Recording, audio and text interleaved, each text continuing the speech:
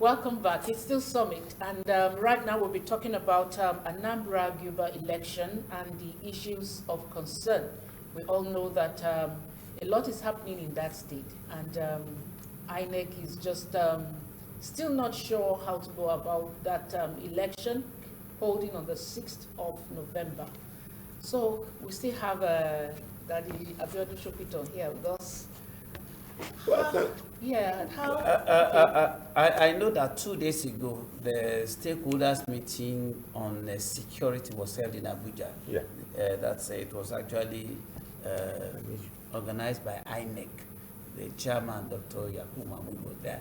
And the NSC, that's the National Security Advisor to President Muhammadu Babagana Mohammed, actually made some pronouncements that the Anambra elections will go as scheduled, because INEC has assured everyone that it is ready.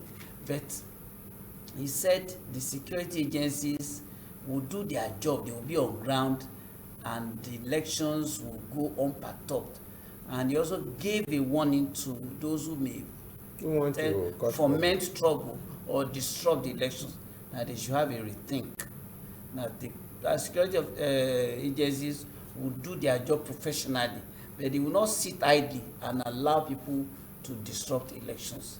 Now, do you think, for you, the warning alone, how do you see the entire scenario?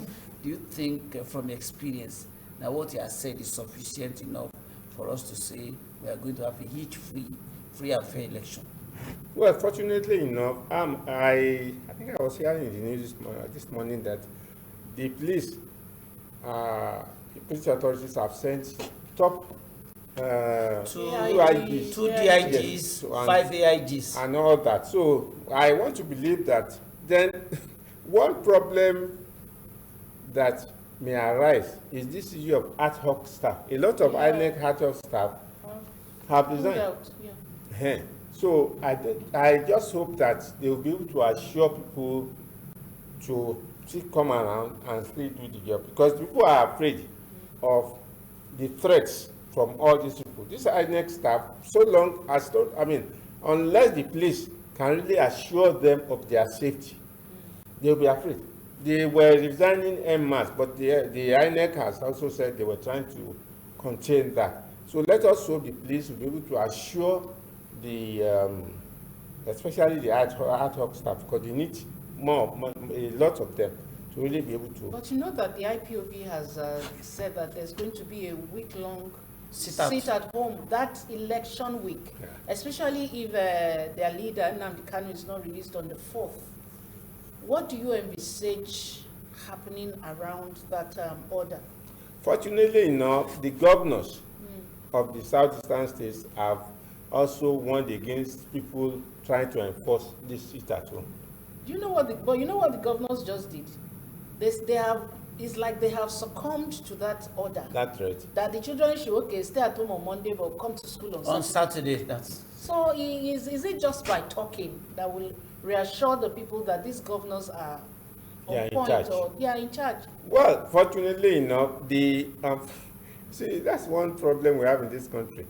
On paper, the governors are the chief security officers for their states, but that's only on paper. They can't give any order to the commissioner of police. The man will wait for order from Abuja. But I think with the assurance from the security agencies, that's the most important thing. Because this same sister at home thing affected children who were sitting for WAEC then. They couldn't really, the sister at home affected them. They couldn't go ahead and take their exam. So I'm sure some parents were really not quite happy with this issue of, and I want to believe that the police they said they are going to be quite, their presence is going to be quite massive. So let us hope they will be able to handle this IPOB threat. All right, well, this discussion is so inclusive. So we'd like you to send a message, an SMS to us to share your view with us if what you think about the Anambra election, or even if it's the e-Naira. you have a question or a contribution, you can just send an SMS with your name and your location to the number on the screen, and we'll address it from here. Please, we expect you to send an SMS, not make a call. Thank you. Now, we said the focus of this interview, this session, it's the issues of concern, Yeah. which is essentially security. Yes. Now, even with the heavy presence, the promise that there will be heavy presence of the security forces, militarization of these elections, would it not on its own scare away the potential voters? Well, it's likely to, because I mean, a lot of people want to risk their life because they want to go and vote. So it will definitely affect the turnout. But then, let us just hope that the authorities will be able to go ahead. And I understand that definitely a lot of voters will be afraid to risk their life because of this election. But then, let us hope there will be enough people to vote, and then we can have results that would actually reflect the wishes of the people there. All right, but what do you think about issues of dialogue? Because if you remember, IPOB has come out several times to say they have rescinded the sit-at-home order for every Monday. They've said it countless times that they have taken back that instruction, that they are not the ones enforcing it anymore. Well, people have said that it's cult members and all these hijacked this type of things all the time. Thing. But do you envisage that if the federal government could come off its high horse and embrace dialogue with these people, if they have a face, I don't know, before this election, probably there's something that could be arranged to just save, to assuage their, what? Yeah. The main condition these people were given was the list of, unfortunately, the case is still in court and it's been adjourned to sometime in November. So, it's a pity that we have allowed this to really linger on for so long. Maybe, fortunately, I think the Ohanese has tried to appeal to this, I don't know what of these Protestants, that they should also understand that they are not doing the Eastern region any good, because it's affecting every aspect of their life, the economy, we just talked about children not being able to take exams that they were supposed to. So at the end of the day, they are doing more harm to the people they claim to be representing than the good they are pretending to really. So maybe if the governors can really talk to these people and make them understand that. And you know, the tragedy of all this is that when you have all this situation, hoodlums take advantage of the situation. People will go and loot, they will do all sorts of things. So in fact, IPOB has been disowning a lot of these people who are doing these things. Because it's not in the interest of the Easterners for them to be killing the security agents, to be bumping and all that. So it's like trying to blackmail the federal agency, and I'm not sure they want to succumb to this blackmail.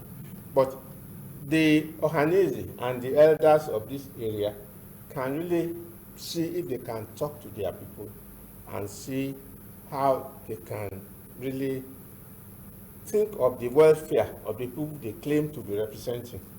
Even though they killed some traditional rulers just last week, while they were having a meeting, this unknown gunmen came and then shot, and 2 or 3 died, and many others were injured.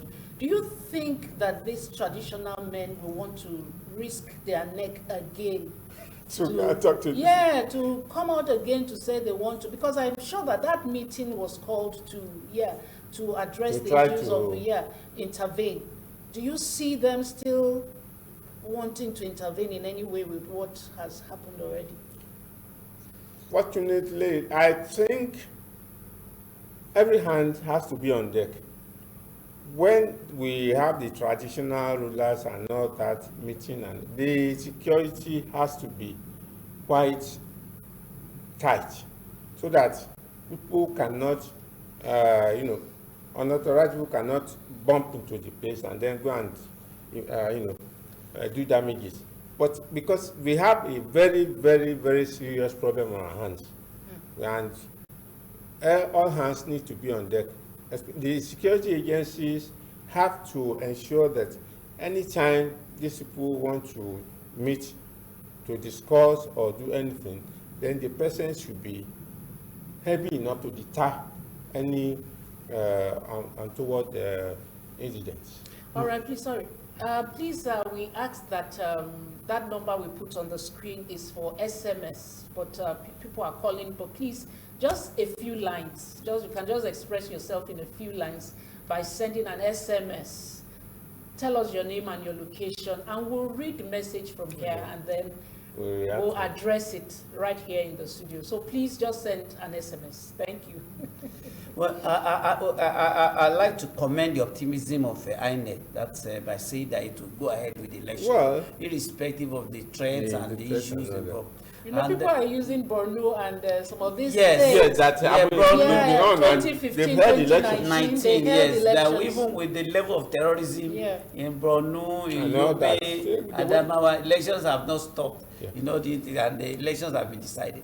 But the issue is how credible, we've been talking about credibility of our elections. How credible would those elections be at the end of the day?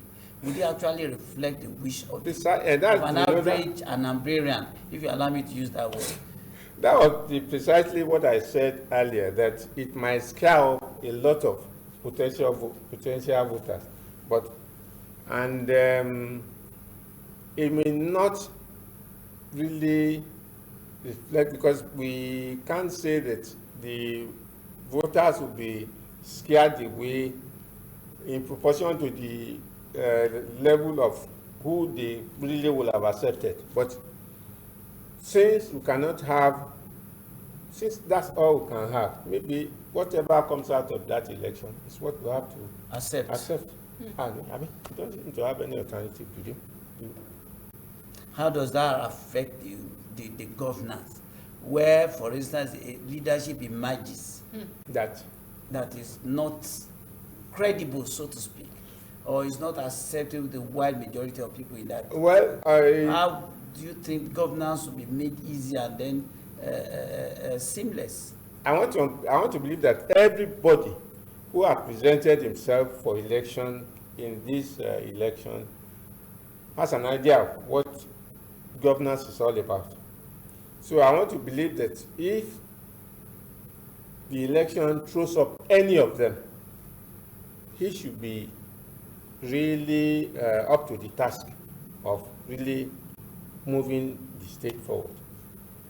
We unfortunately it will mean succumbing to the threat of these people if the election does not go on. Fortunately enough, INEC has assured us, and the security agencies have also assured us that they will go ahead. So whatever they come up with, like I've said, I want to believe that every candidate has an idea of what to do, and they all have their manifesto and all that. So let us just pray that whoever is thrown up has an idea of what to do about moving Anambra State forward. All right, let me just read this question, even though the person sent it for our last discussion on the e-Naira. On the e-Naira, okay. Yeah, he said he's Daramola from Ayetoro, Itele. Okay. He said, how can ordinary persons get it, and what is the difference of value or its value with present Naira? It's at par. It's the same, whatever your Naira was worth is still what the e-Naira is. Yes, the CBN would now be putting out how to get the app. So, like I've said, the two will be circulating side by side. So, the CBN has already given out what the app, how to access the app. So, I want to believe that everybody who can use a phone should be able to access the app. Okay. Let's look at the. We know we are almost familiar with inconclusive elections now. Well, that's something. Do you envisage a situation where maybe as a result of violence or other reasons, these elections will go its full length or have or maybe inconclusive for whatever reason? Even those that were inconclusive in the past, they had to be held. So maybe let us just pray that the whole thing will. But if it becomes inconclusive, they still have to go through the process all over again and ensure that it gets conclusive. So instead of this envisaging that the election could be inconclusive, and the INEC and the federal government are already aware that that terrain at the moment is volatile. Is unsafe. It's whatever. Is it not better? Don't you think it's better to just change this date? We just gave examples of other states where we're having violence. We went ahead and the elections came out. So let us just hope that the elections this time will also, and maybe we should appeal to the sense of, I don't want to know whether to call it patriotism on the side of these people. The fact remains that, I mean, the IPOB people now who are threatening to disrupt the election. Until, for now, what we have are those states there. And we can't afford to have a situation where there is a vacuum. If we don't hold an election, does it mean that the person there will not have to continue ad infinitum or until we're able to hold the election? So, I don't know whether it is reasonable to expect them to be reasonable too. The governors have made it clear that it's not in the interest of these states for these people to continue with all their agitations. They are supposed to be fighting for our Igbo brothers, but it is obvious that they are doing more harm to that area than good. So maybe they need to really reassess their strategy and understand that for now, they need to really, I don't know whether to say they should be patriotic, but let them think of the interest of these people whose interest they claim to be fighting for. Now, okay. I just wish people would just send an SMS, please. Oh, so there's somebody trying to call. Yeah, please, just send an SMS. I'll read your message. Yeah, I'll read your message. Just send us an SMS. I'll read it. Please. The elections are just less than 2 weeks now.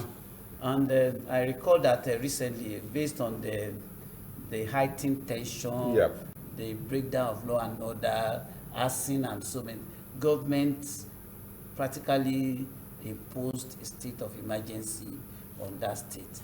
But a lot of people said no, that the insecurity in that place is not as high as even other places like Borno, yet you didn't impose a state of emergency. But all this looked at together, if you look at it wholesomely, do you not see this as a failure of the security system or a breakdown?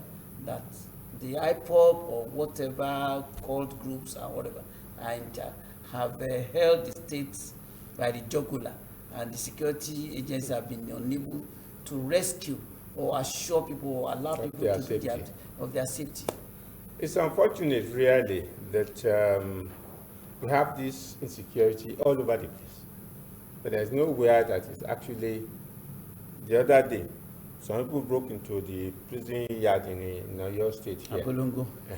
So, I think the government needs to do something about all this insecurity all over the place. How are we sure that those who escaped from Oyo are not in Anambra now? Well, it's not impossible. So, the issue really is that the government needs to do more about this issue of insecurity generally. Because it's all over the place. Nobody is safe. But now that you have ex-convicts all over the place, when you hear any noise in your area, you don't know who is there. So I think the government really needs to do, fortunately enough, I think, well, the police who are supposed to be the civilian security people, they are assuring us that and in any case, let us hope they won't take advantage of the bulk of the police being in Anambra now and then check out, and, you know, and make their this thing, and I mean take their this express to other states that are going to be understaffed now. So the federal government needs to do. In fact, the funny thing is that I don't know whether this is relevant. I was listening to Senator Ndume over this the current expenditure. He was talking about really figures and all that, but he never for once mentioned the humongous pay that these are legislators and people in government that they are enjoying, which is very, very, very inimical to the interest of this. Maybe if we had more money, we will be able to equip our policemen better. I heard him talking of really saying that there had been embargo. Nobody wants them to sack any worker. How much do the workers earn anyway? It is these people in governance who are taking all the money, and for which we now borrow money. We borrow money to pay these humongous salaries. Let them think of this nation for once. But a lot of money is being spent on security. Yes, but a lot of money is being spent on security, yet these bandits and gunmen, they keep having their way. They are having a field day. Like I've said, the greatest problem we have is this issue of youth unemployment. Because all these graduates, they have so much up there. And since they cannot use it positively, they are now using it adversely against all of us. All these kidnappings, cultism, all that, it's all because of idle hands. We were discussing about this NDLEA, talking about the prevalence of drugs all over the place. And it is also related. Because you see some of these youths, all of them gather somewhere, and somebody brings Indian hymn, all of them will now want to, because they are just out doing nothing. Let us ensure that we do something about this youth unemployment. Let the government do something about it. All right, we have a message here. Said Ejim Chim. Okay. He said, my own take is this election should be free and fair. God bless you. Yeah, that is desire. Yeah. Of course, it's the aspiration, it's the desire of average Nigerians. Because it's only when a true government to reflect the wishes of the people. Of course, whoever emerges will be acceptable to all, and governance will be easy. Yeah. But as we actually coast home, I'd like you to actually address, I know people are still cross-carpeting from one party to another. That one. Even there in Anambra State. Yes, I'm talking about Anambra now. Okay. Now, so that shows that with security or insecurity or whatever, people are still very enthusiastic about this election, and they are hopeful of victory. That's all the parties. Right. But what's your word of advice for them in terms of their? I mean, should it be a do or die? All right, please, before you answer that, let me just put this so that you just round it all up together. Say good morning to you all in the studio. He's Mr. Andrew from Ogijo, Ogun State. Ogijo. He said, my question is, how many people will come outside to vote when there is serious issues on ground? So you can just put that. No, that's a serious question. We already discussed that this issue of insecurity will scare away potential voters.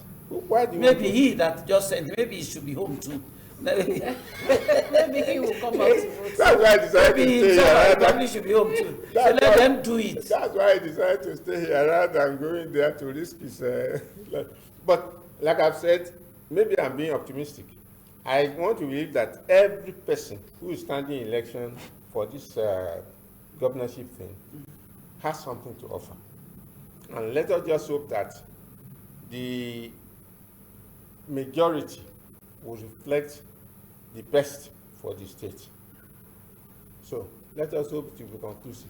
And then, in the interest of Anambra, the best candidate will emerge. All right. So would you say that with the security operatives around, people should just trust in their ability and come out to vote? Yes, that's what the security agencies, the security agents should actually assure people about their safety. Let them not go and compromise themselves, because that's another issue that we seem to have in this country. But let us just hope that the security agents will perform their tasks, and then people will now be able to go out there and reflect the wishes Voting of the exercise. people there. All right. Thank you so much, sir. And thank you to everyone who has participated and sent an SMS. Please, for those who call today, next time just send an SMS straight and easy. My name is Jumoke Michael. So see you again on Wednesday. On Monday, when we'll come with another edition of the program. Have a good day.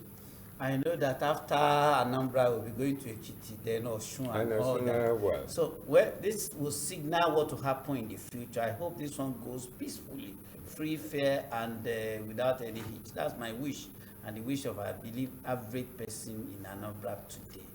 Let's just hope the best candidate emerges from that election, and it will be hitch-free. No life will be lost, because the victory of the candidate of anything is not worth the blood of anybody. So I pray that peace will reign in that state, and the election will be very peaceful. My name is Banji Busari. See you again on Monday.